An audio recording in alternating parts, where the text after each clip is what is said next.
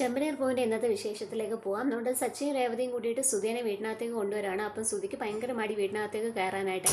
അപ്പോൾ സച്ചി പറയുന്നുണ്ട്, എന്തായാലും നിനക്ക് അകത്തേക്ക് കയറിയല്ലേ പറ്റൂ, നീ വരാൻ പറയാം. അപ്പോഴേക്കും നമ്മുടെ ചന്ദ്ര ഓടി വന്നിട്ട് പറയുന്നുണ്ട്, നിക്ക് നിക്ക് നിക്ക്, നീ എന്തിനാ ഈ പിച്ചക്കാരനെ കൊണ്ട് വീട്ടിനകത്തേക്ക് വരുന്നത്? മര്യാദയ്ക്ക് ഇവനെ പറഞ്ഞു വിടാൻ നോക്ക് സച്ചി. പണ്ട് നീ കൂട്ടുകാരെയൊക്കെ വിളിച്ചുകൊണ്ട് വന്ന് ചോറ് കൊടു കാപ്പി കൊടു എന്നൊക്കെ പറയുന്ന പോലെയാണോ പിച്ചക്കാരനെ കൊണ്ട് വരുന്നത്? നീ പിച്ചക്കാരനുമായിട്ടും കമ്പനിയായോ? കണ്ടാൽ തന്നെ അറിയാവോ 1 വർഷമായി കുളിച്ചിട്ടെന്ന്. അമ്മേ മതി നിർത്ത്, അമ്മ ഒരുപാട് പറഞ്ഞു കഴിഞ്ഞാലേ പിന്നീട് സങ്കടപ്പെടേണ്ടി വരും.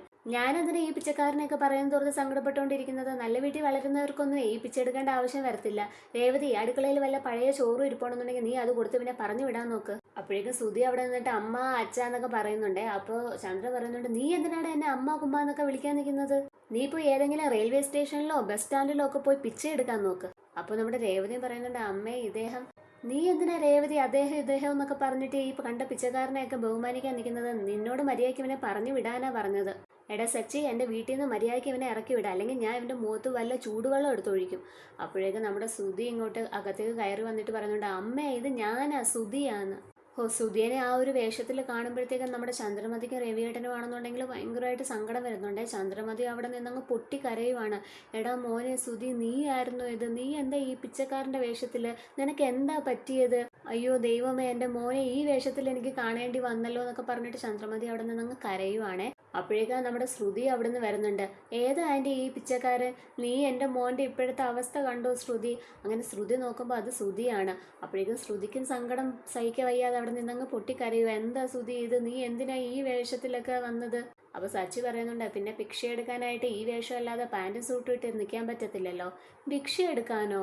അതെ, ഞാനേ ക്ഷേത്രത്തിൽ ചെന്ന സമയത്ത് ഇവൻ കുറേ യാചകർക്കിടയിൽ നിന്ന് അമ്മയെ വല്ലതും തരണേന്ന് പറഞ്ഞിട്ട് പിച്ച എടുക്കുമായിരുന്നു. അപ്പോഴാണ് രേവതിയും പറയുന്നത്, ഞാൻ ക്ഷേത്രത്തിൽ തൊഴാൻ പോയതാണ്.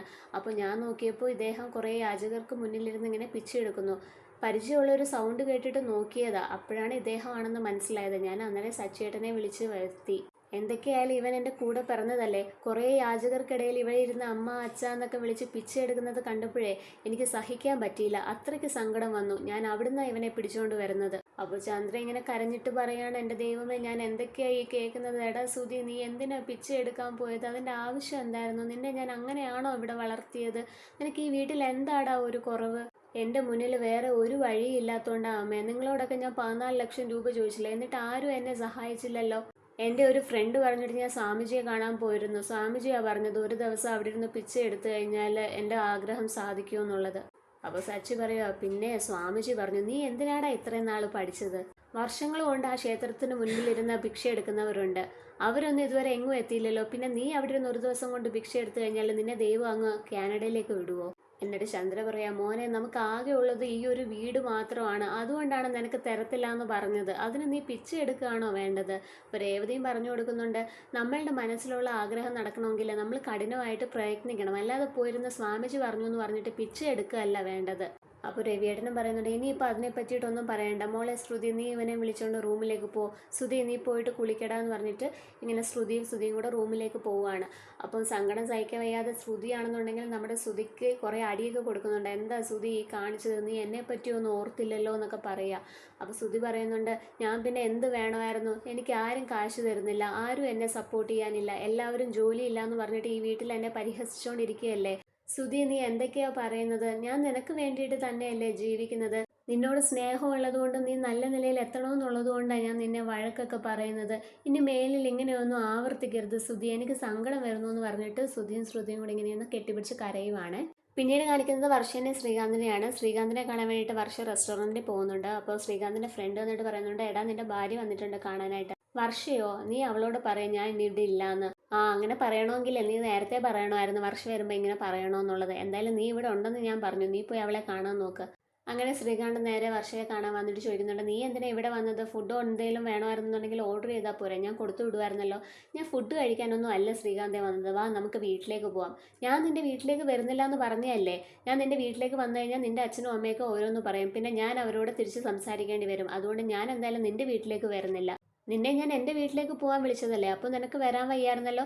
നീ ഇല്ലാതെ എൻ്റെ വീട്ടിലേക്ക് ഞാൻ പോവില്ല, അതുവരെ ഞാൻ ഈ റെസ്റ്റോറൻറ്റിലെ റൂമിൽ തന്നെ താമസിച്ചോളാം. അപ്പോഴേക്കും ശ്രീകാന്തിൻ്റെ ഫ്രണ്ട് വന്നിട്ട് പറയുന്നുണ്ട്, വർഷേ നീ ഇവനെയും കൂട്ടിയിട്ട് വീട്ടിലേക്ക് പോകാൻ നോക്ക്. ഇവൻ ആ സ്റ്റോർ റൂമിലെ 4-5 പേര് കിടക്കുന്നതിനിടയിൽ ഞെരുങ്ങിയാണ് കിടക്കുന്നത്. ഇവൻ അതിൻ്റെ ഒരു ആവശ്യവും ഇല്ലല്ലോ. എടാ ശ്രീകാന്ത്, നീ നിന്റെ വാശിയൊക്കെ കളഞ്ഞിട്ട് വർഷയുടെ കൂടെ പോകാൻ നോക്ക്. അപ്പോൾ ശ്രീകാന്ത് പറയുന്നുണ്ട് ശരി ശരി, നീ എന്തായാലും ഇപ്പം പോയി നിന്റെ ജോലി നോക്കുമെന്ന് പറഞ്ഞിട്ട് ഫ്രണ്ട് അവിടുന്ന് പോവുകയാണ്.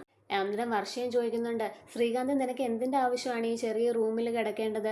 നീ എന്തിനാ ഇത്രയും കഷ്ടപ്പെട്ട് ഈ റെസ്റ്റോറൻറ്റിൽ തന്നെ താമസിക്കുന്നത്? പിന്നെ ഞാൻ എന്ത് വേണം? ഞാൻ നിന്നെ എൻ്റെ വീട്ടിലേക്ക് പോകാൻ വിളിച്ചതല്ലേ, അപ്പം നിനക്ക് വാശിയല്ലേ? നീ വരുന്നില്ല എന്നല്ലേ പറഞ്ഞത്?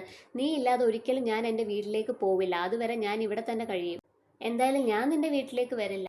നീ എൻ്റെ വീട്ടിലേക്ക് വരേണ്ട ശ്രീകാന്തേ, ഞാൻ നിന്റെ വീട്ടിലേക്ക് പോകുന്ന കാര്യം തന്നെയാ പറഞ്ഞത്. എൻ്റെ വീട്ടിലേക്കോ? അതെന്താ നിനക്ക് പെട്ടെന്ന് ഇത്ര മനമാറ്റം? അതല്ലേ നമ്മളുടെ വീട്, നമ്മൾ എത്ര നാൾ ഇങ്ങനെ പിരിഞ്ഞു കഴിയും? അതല്ലേ നമ്മളുടെ വീട്, അതുകൊണ്ട് നമുക്ക് അങ്ങോട്ടേക്ക് തന്നെ പോവാന്ന് ഞാൻ തീരുമാനിച്ചു. എന്നാലും നീ പെട്ടെന്ന് ഇങ്ങനെ പറയണമെന്നുണ്ടെങ്കിൽ എന്തെങ്കിലും കാര്യം ഉണ്ടാവുമല്ലോ. അതെ ശ്രീകാന്തേ, എനിക്ക് ഇപ്പോഴാണ് ചില കാര്യങ്ങൾ നന്നായിട്ട് മനസ്സിലായത്. ഇന്ന് സച്ചേട്ടൻ വന്നിരുന്നു. സച്ചേട്ടൻ വന്നിരുന്നോ നിന്റെ വീട്ടിലോ? അവിടെ വന്നിട്ട് സച്ചേട്ടൻ എന്തെങ്കിലും പ്രശ്നം ഉണ്ടാക്കിയോ? പിന്നെ നിന്റെ അച്ഛനെ അടിച്ചോ? സച്ചേട്ടൻ അടിച്ചു, പക്ഷെ എൻ്റെ അച്ഛനെ അല്ല അടിച്ചത്, റോഷനെയാണ്.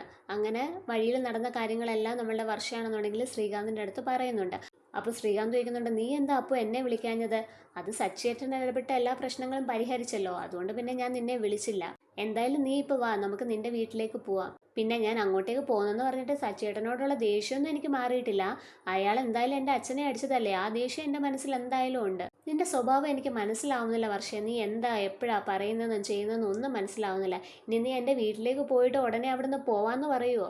അതൊന്നും എനിക്കറിയത്തില്ല. ഇപ്പം എന്തായാലും നമുക്ക് നിന്റെ വീട്ടിലേക്ക് തന്നെ പോവാം. അപ്പോഴേക്കും ശ്രീകാന്തിന് നല്ല സന്തോഷമാവുന്നുണ്ട്. നീ എന്തായാലും 10 മിനിറ്റ് വെയിറ്റ് ചെയ്യേ, ഞാൻ ഇപ്പോൾ വരാമെന്ന് പറഞ്ഞിട്ട് ശ്രീകാന്ത് പോവാണ്.